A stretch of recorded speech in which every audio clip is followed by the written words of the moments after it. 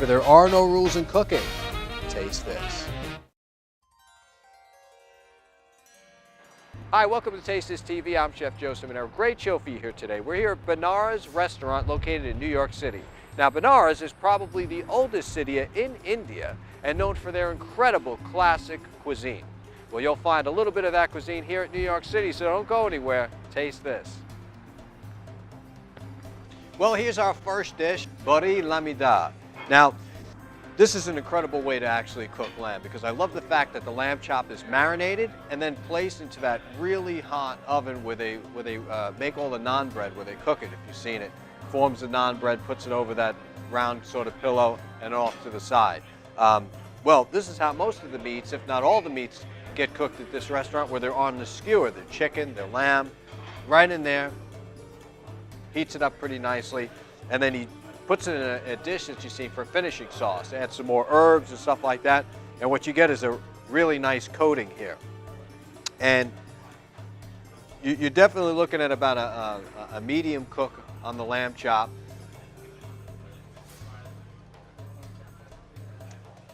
Perfect. It's got a good combination of flavors, and it's not too spicy. I mean, me personally, when I go out to an Indian restaurant, I'm a little bit of mild to medium. I don't want to get, you know, crazy where I need a gallon of water every time I eat something, but this is good. Well, there you have it. On to the next dish. Can't wait to see what's up. This is called Kashmiri Tikki, and it really is a nice vegetable cake because it's made up of a combination of really great vegetables here. The signature vegetable cake here is filled with beets, fennel, and a whole lot of great fresh vegetables. Crispy lotus root. Lotus root is always a favorite of mine, and especially when it's fried correctly in clean oil and seasoned with a little bit of salt. My friends, this is better than a potato chip. What makes this a fun treat is the dipping sauce that's on there. This parsley cilantro puree drizzled with a little bit of sour cream gives a little bit of freshness to your mouth, especially when you have some heat going on here. Very good. Next is their baguni mash. Now, the baguni mash can be made with two different types of fishes, cod or Chilean sea bass. Again, with a little bit of turmeric spice on there and grilled eggplant, this is definitely a must try. Well, we just got our naan bread that come out of the oven. And good naan bread should be really crispy on one side and yet really fresh and fluffy on the other. Now, I've seen naan bread made very different in more traditional restaurants or even more contemporary, where they've infused cranberries, scallions, you name it. This is a plain. And we're going to put a little bit of this parsley cilantro mix on top and dive right in. Wow, very good. Next, we have their signature sweet sauce here, a combination of honey, indigenous spices from the region. Down the hatch. Very good. Mashali ke go, fish croquette on a bed of garlic, ginger, and lemongrass sauce. I love fish croquettes, especially when it's fried in clean oil. The sauce here is a great mixture of tomatoes, garam masala, and Indian spices. The rice is jasmine, or you might find traditionally the basmati rice being used. And it's got a flaky, nutty taste that really complements this fish croquette.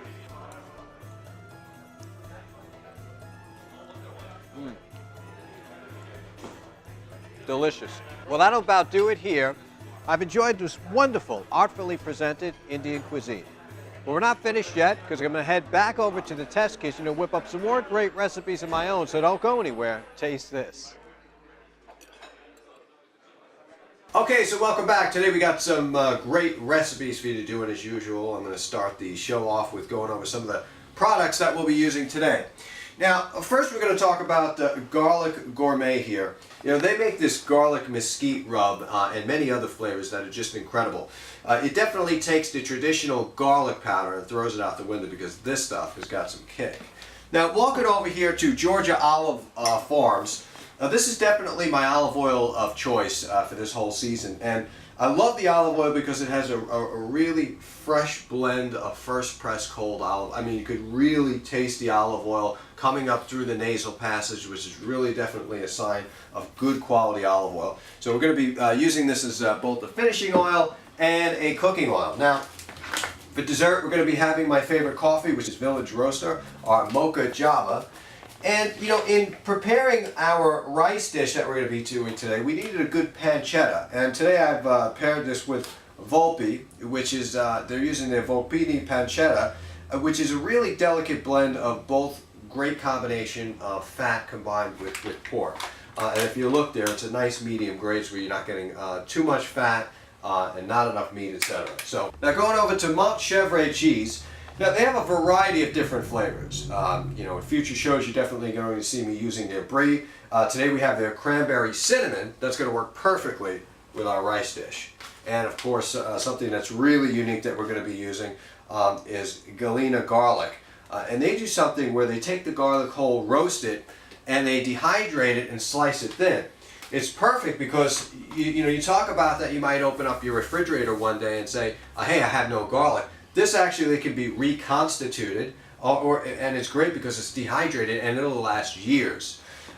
Today what we're going to be doing with our dessert is pairing it with some wines, and of course we're choosing Brix chocolate. Now I broke out this handy dandy little gift packet here just to show you that there's so many different combination of flavors with Brix chocolate. And something that's really good is, I mean, they encourage the wine pairing with the chocolate, and they actually put it right there on the label. So what's really cool is you'll see that, you know, for instance, you just take their extra dark chocolate, goes great with Cabernet, Bordeaux, Barolo, etc. So it's a great guide to pair wine with chocolates, and that's exactly what we're going to be doing on this show today. Usha Fine Foods has got their Caribbean spice rub, even though they're coming out with a whole line of Usha products. Their spice blends are on the money. So if you're talking about a Caribbean spice blend, Latin spice blend, Indian spice blend, Western Indian, this is definitely the way to go. And we're going to be using another cheese as well called Comté cheese, Comté from France, with raw cow's milk. Really good flavored cheese, aged cheese that we're going to be working in. And of course our last product is Fold's Egg Dumpling Pasta. You know, they have a variety of different pastas, 100% semolina durum wheat, which slows down the digestive process to make sure that you're getting all the nutrients and ingredients and wonderful minerals into your bloodstream there, so it gets absorbed from your body. Great flavor, incredible. They use the old drying method. Actually, if we get lucky enough to tour the factory one day, you'll actually see tons and tons of drying hangers from pastas and everything else. It's really great. Well, I hope you enjoyed that tour of that delicious restaurant in New York City. Gonna get started on some of my own recipes at this point. Alright, now we're gonna start with some rosemary infused olive oil. You know, we talk about olive oils and stuff and being infused and whatnot. This is an olive oil that's infused with rosemary. However, there are hundreds and hundreds of different of olive oils that are infused that give great flavor to the product. Now I'm just gonna put that down here in a very hot pan. And then what we're also going to do is take some pancetta, and you want your pan extremely hot. You want all the flavors of the pancettas and all the grease and the liquid, the fat, to kind of sit at the bottom of the pan. Because what we're going to do is take our rice. Now this is a regular jasmine rice. As you can see, if you look closely, there's beluga lentils in here. There's a few different kinds of beans. Kind of creative. It adds to the body of the dish. Alright, so now we got our rice in there. Now I'm a big fan in toasting the rice a little bit before I add the water. And we'll just put a little bit more oil in there because you gotta hear that sizzle. If you're not hearing that sizzle, it's not gonna toast up nicely and give you a really nice flavor. Now, if you look in here, we got a nice toastiness. At this point you can add white wine or you can just add water, which is fine. And the rule of thumb with rice is 2 to 1.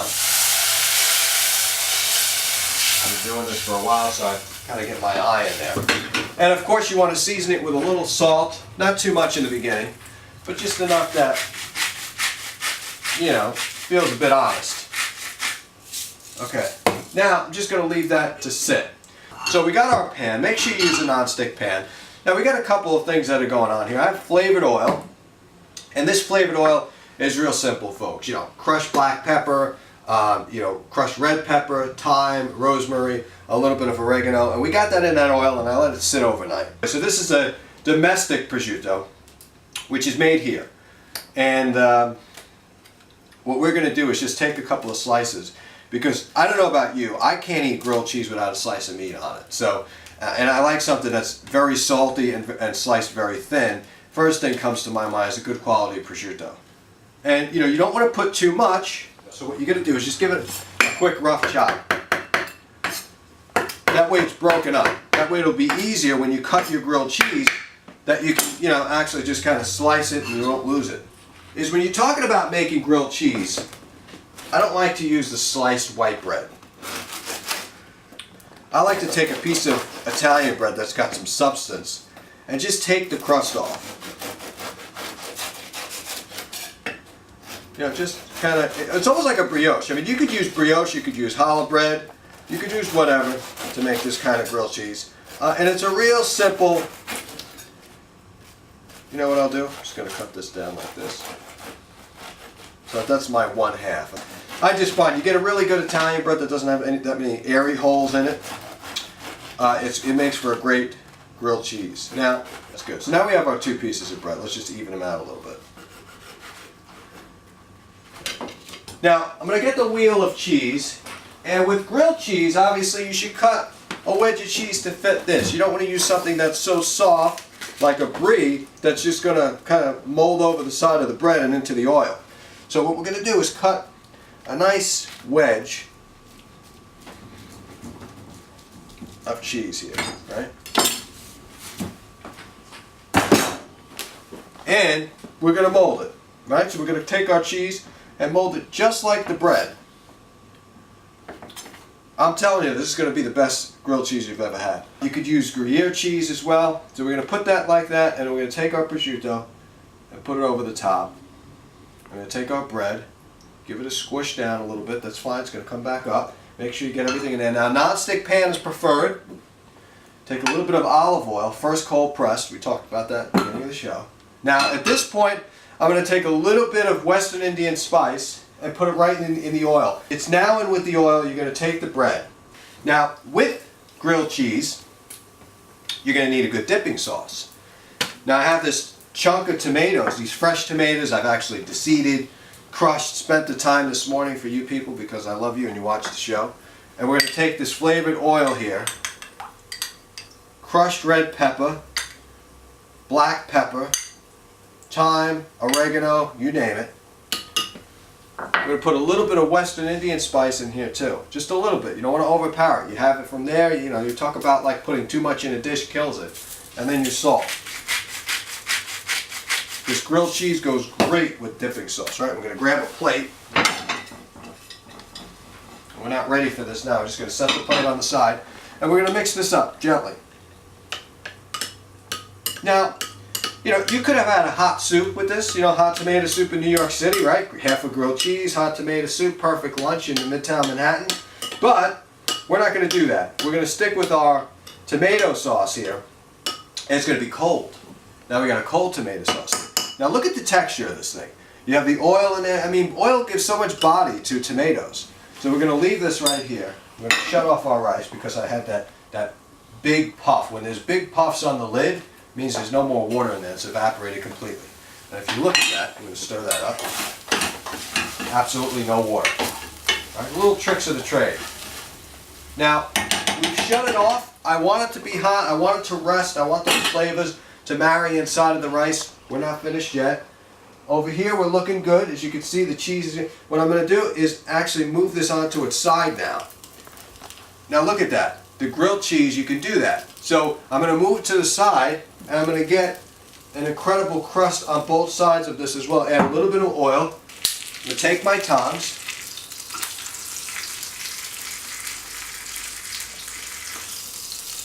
See that? And I'm just going to put this down again. I'm going to do all sides.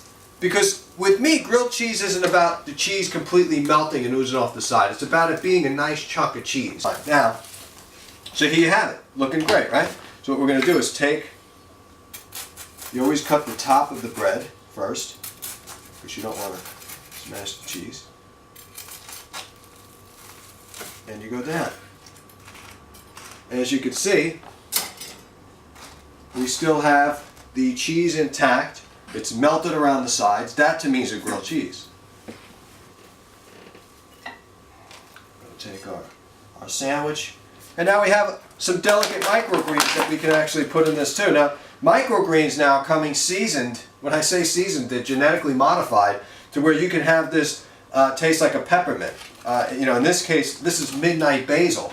You're talking about purple basil, right? Goes great with the tomatoes. So I'm just going to put a little bit of that. What we could do is douse it in a little bit of olive oil, but I don't recommend putting an acid because with these particular microgreens, they'll wilt quickly. I'm going to put that right in the tomato as a garnish. Alright, now grilled cheese my way doesn't necessarily mean melted cheese all the way through, right? So you can have a chunk of really good, and this cheese, what did we use? Maybe we used 4 ounces. It's not going to cost a lot of money. So get the good quality cheese, only get 4 ounces, and then you get a pound of that cheese you leave sitting in there, it gets crumbly on the side, you end up throwing it out and giving it to the dog anyway. So, you know, buy in small portions, eat in small portions, live longer, right? You want to live as long as I will, right? Now, you have the prosciutto, you have the cheese, you have the Western Indian spice. You can't smell it now, but if you try this at home, you're going to love it. It really goes to the nose. It's going to complement beautifully with this cold tomato dish. And here you have it, our grilled cheese. Now we're going to get cleaned up over here. I'm going to be plating this rice, add our final goat cheese, and you're not going to want to miss this. Alright, so now we're going to get started plating this. Now we're going to use honey melt. Really incredible omega-3 filled, dairy-free, soy-free, organic buttery spread. Definitely great in this application as a finisher. I'm going to take a scoop of melt, put it in there, and mix it around. Alright? Alright, so now we're going to get to our rice dish. Now, you see what I talked about, but you're leaving the lid on there, letting those flavors marry. This is perfect. Now, we're going to take this goat cheese, which is filled with cranberries. It's really going to go great with this combination. We're going to put the whole thing of goat cheese in there. What we're going to do is add that roasted granulated garlic that we spoke about before. A little bit of that. And we have a little bit of this honey spread that we're going to use.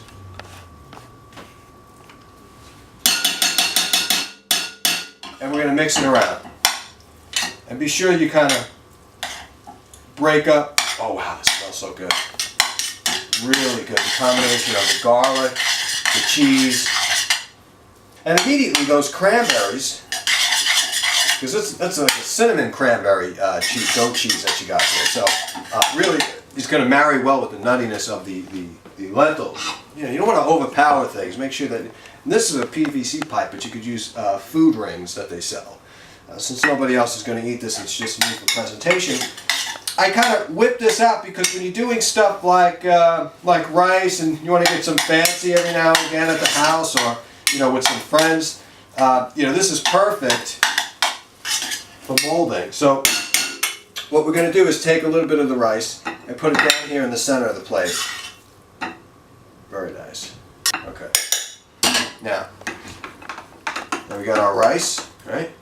We're going to take this up and now it holds its shape. Okay, now we talked about this sliced dried garlic that we have, which is, I mean, you can walk around and eat this like a snack. We're going to put just a little bit on top. It's really going to increase and enhance the granulated garlic flour. We'll put that on top like that. We'll put it around the sides. Make sure we get a couple of red ones to really bring out that flavor. It's perfect. And you could take a little bit of oil if you want. And I had that flavored oil. I don't know where it went.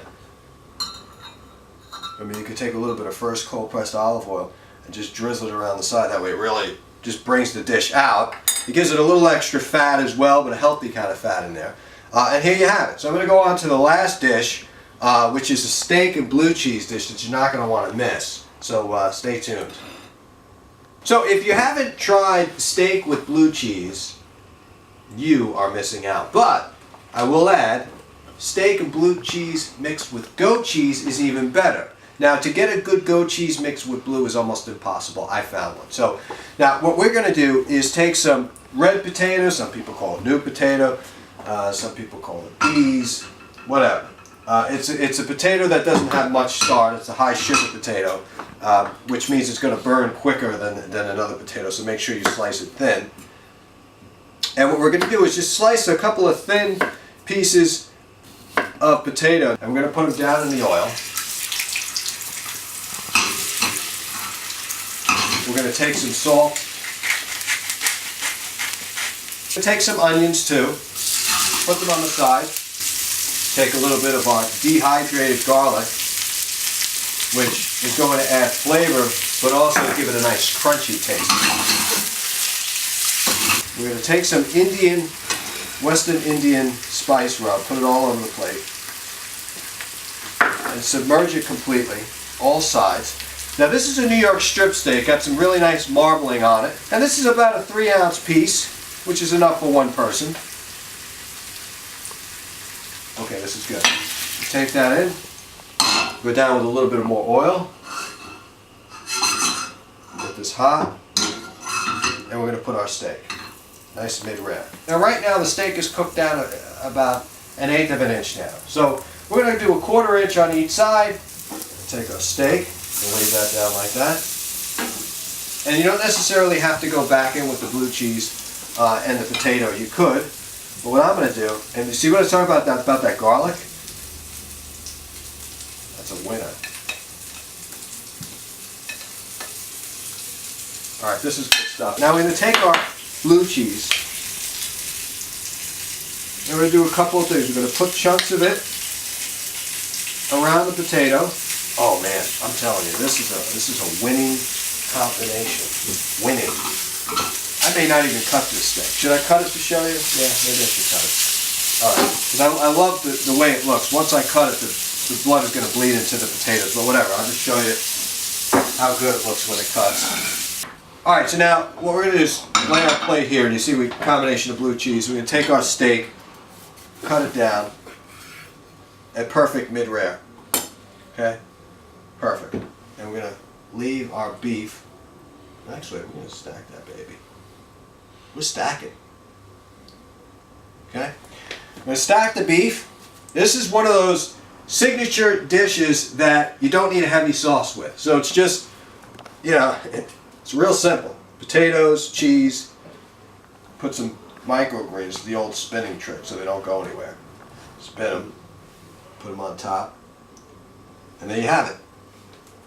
So we got our steak dish, microgreens, blue cheese, potatoes, a dish from heaven I call it. Really a great combination here. Now, before we go anywhere, we're just going to get cleaned up. I'm going to pair some chocolates with some wine. You're not going to want to miss this, so stay tuned. So now, at the end of the meal, what I'm going to do now is pair up some chocolates with wine. Now, you've heard cheese with wine, and we've cooked a lot with cheese today. Lord knows it. But now we're going to pair the chocolate with this wine. This is a Merlot, which is going to go great with this chocolate that I've chosen. This Merlot actually goes perfect with this medium dark chocolate. And what we're going to do is just shave a couple of pieces of chocolate off. Make sure that your chocolate is at room temperature. And that room temperature will really help bring out the flavors in the combination with pairing with the wines. So what I like to do is take a little bit of the shaved, or some people call it chalk. Take a little bit of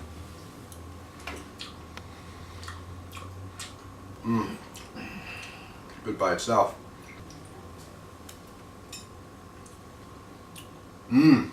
Wow. Wow. That's good. Might be new to you, pairing chocolates with wine. But I guarantee if you do the right research, you won't be disappointed. Thank you for joining me again on this fun-filled episode of Taste This TV. I'm your host, Chef Joe Ciminera. Remember, there are no rules in cooking. Taste this.